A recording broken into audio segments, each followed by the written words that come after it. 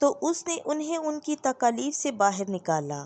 اس نے تند ہوا کو دھیما کر دیا اور سمندر کی موجیں ٹھہر گئیں اور وہ خوش ہوئے اس لیے کہ وہ تھم گئیں، اور وہ انہیں بندرگاہ مقصود تک لے گیا۔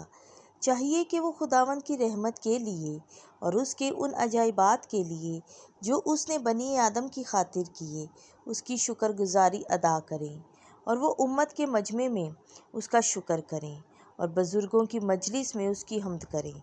وہ دریاؤں کو بیابان اور پانی کے چشموں کو خشک زمین کر ڈالتا ہے، اور بسنے والوں کی شرارت کے سبب سے زرخیز زمین کو کلر کر دیتا ہے۔ وہ بیابان کو جھیل اور خشک زمین کو پانی کے چشمے بنا دیتا ہے، اور وہاں بھوکوں کو بسا دیتا ہے، اور وہ رہنے کے لیے شہر بناتے ہیں اور کھیت بوتے اور تاکستان لگاتے ہیں اور ان کی پیداوار حاصل کرتے ہیں۔ وہ انہیں برکت دیتا ہے اور وہ بہت بڑھ جاتے ہیں، اور وہ انہیں باکثرت مویشی بخشتا ہے۔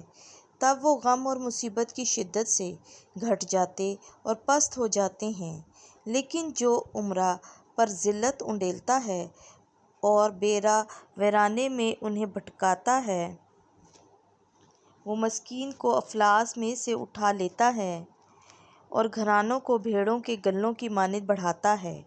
پس راست دل دیکھ کر خوش ہوتے ہیں، اور ہر ایک بدی اپنا منہ بند کرتی ہے۔ کون دانا ہے جو ان باتوں پر غور و خوض کرے اور خداوند کی رحمتوں کو خوب سمجھ لے۔ خداوند کے پاک کلام کے پڑھے اور سن جانے پر خداوند کی خاص برکت ہو۔ آمین۔